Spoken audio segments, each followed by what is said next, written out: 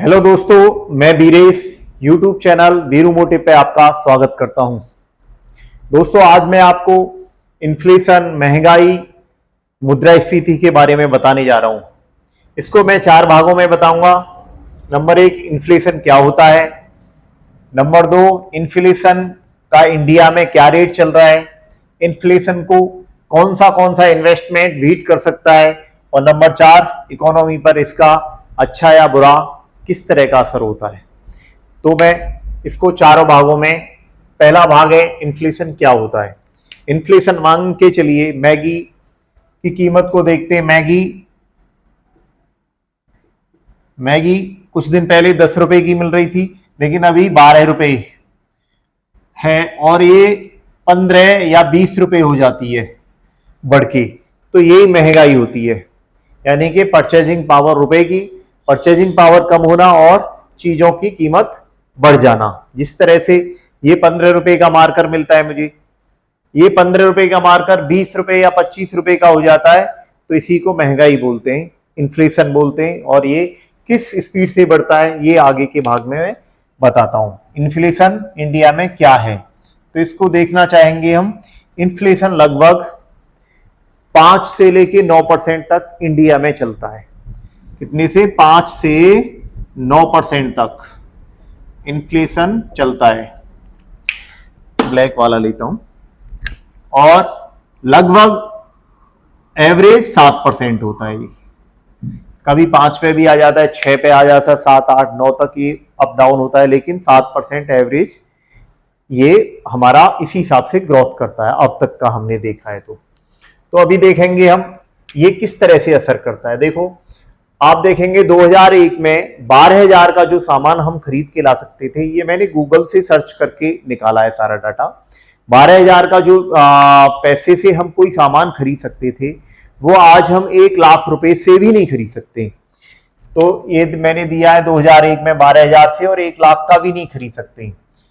इस तरह से अब देखेंगे पेट्रोल की कीमतों में कितना असर आया है। देखो, 1980 में 4 रुपए की थी, 2000 में 28 रुपए की, और फिर अभी 2004 में देखेंगे तो 98 रुपए पे पेट्रोल की कीमत चल रही है। इसी तरह से गोल्ड, 1980 में गोल्ड 1300 रुपए था, और 2000 में 4400 रुपए गोल्ड हुआ था, और आज गोल्ड की कीमत 75,000 को भी क्रॉस कर रही है।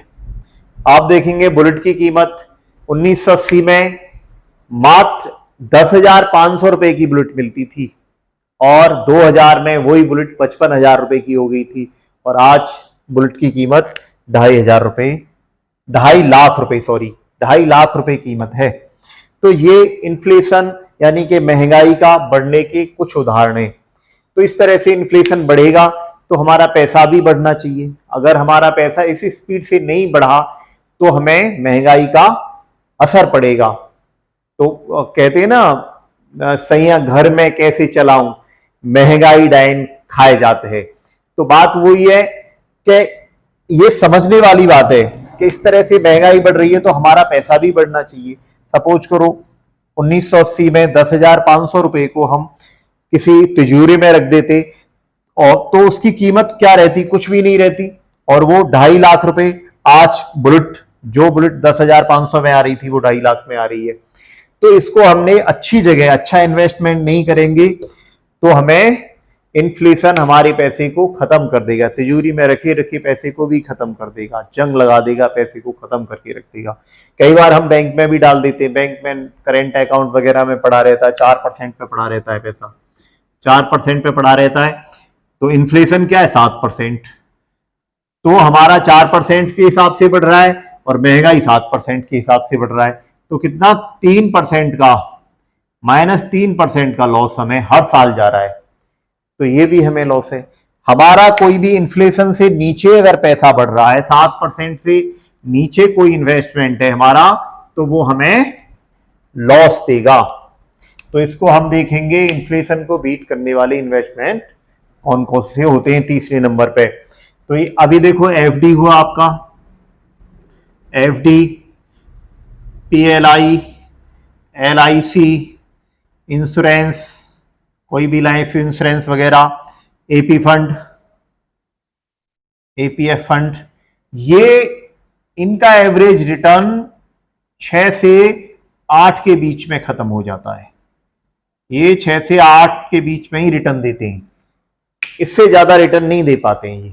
अगर ये इससे ज्यादा रिटर्न नहीं दे पाते हैं, इससे तो ज्यादा महंगाई बढ़ रही है, ये महंगाई बढ़ रही है, तो ये महंगाई को बीट करने वाले चीजें नहीं है। ये महंगाई को बीट करने के लिए 3 इन्वेस्टमेंट हैं जो कि महंगाई को हमेशा बीट करके रखते हैं और अभी तक करके रखा है।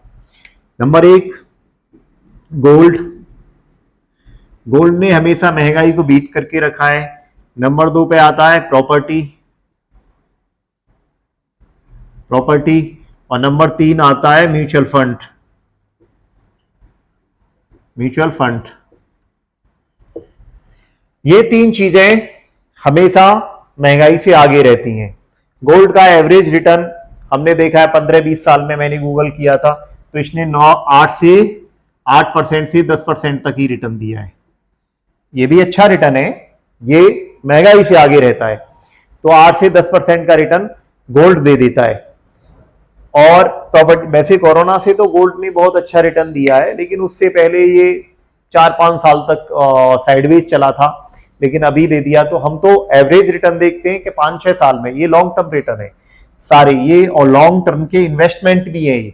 इसको आप 1 साल, 1.5 साल या 2 साल के लिए इन्वेस्टमेंट नहीं, प्रॉपर्टी को 1-2 साल के लिए, म्यूचुअल फंड भी 1-2 साल के लिए नहीं है, ये सब 5 साल से ऊपर के इन्वेस्टमेंट हैं। 5 साल से ऊपर का इन्वेस्टमेंट करेंगे तो ये रिटर्न आपको निकल के आएगा। आप बोले कि 1 साल इन्वेस्टमेंट करेंगे और 8 से 10% गोल्ड दे देगा, जरूरी नहीं है, ज्यादा भी दे सकता है और हो सकता है कम भी हो जाए, 75 से भी डाउन भी हो जाए। तो ये 1-2 साल के रिटर्न नहीं है, 5 साल की बात कर रहा हूं मैं।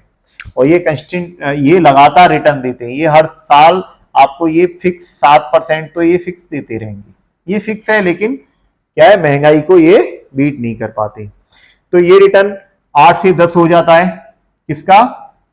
गोल्ड का। प्रॉपर्टी का रिटर्न 10 से 12% का होता है, 10 से 12%।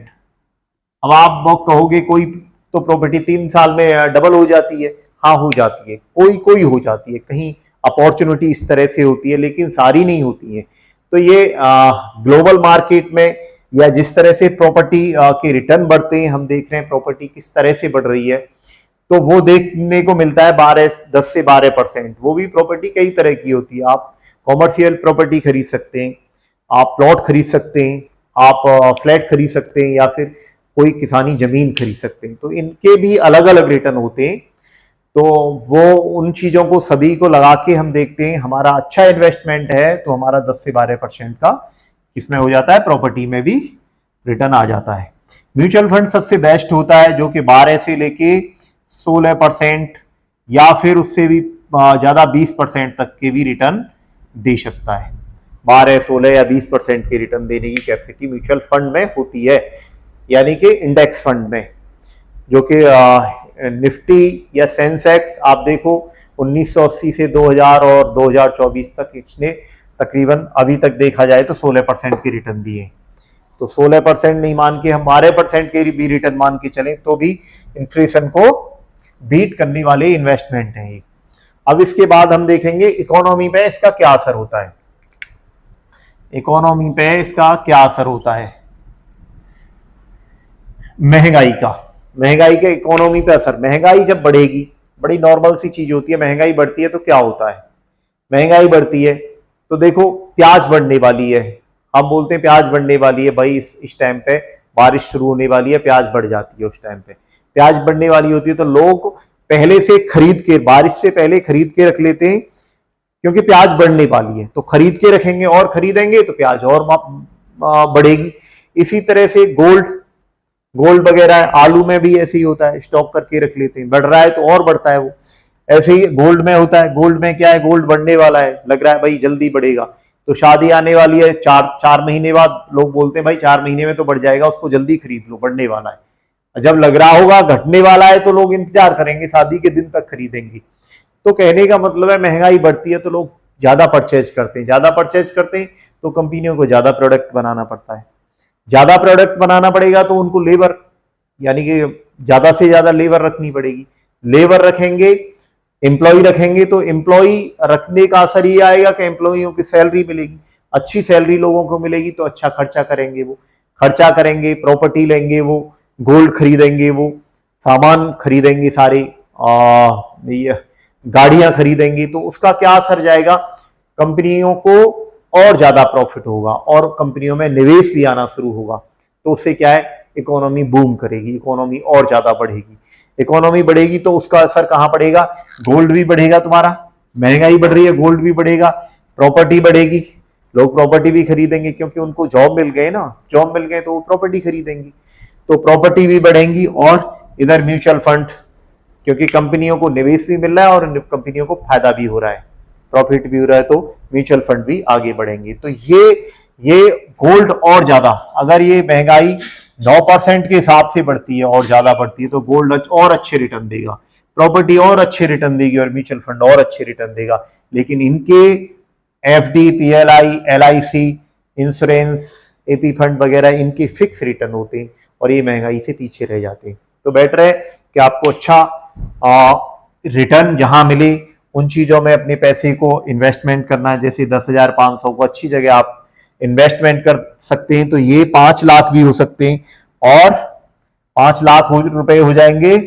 और 2.5 लाख की हमें गाड़ी खरीदेंगे उस टाइम पे। तो ये हमारा रेट, अगर ये 15% के हिसाब से ग्रो होता तो ये बहुत अच्छा रिटर्न हो सकता है, आप देखेंगे कैलकुलेटर लगा के। तो ये इस तरह से महंगाई बढ़ रही है तो महंगाई से हमारा इन्वेस्टमेंट आगे होना चाहिए। ठीक है दोस्तों, थैंक यू।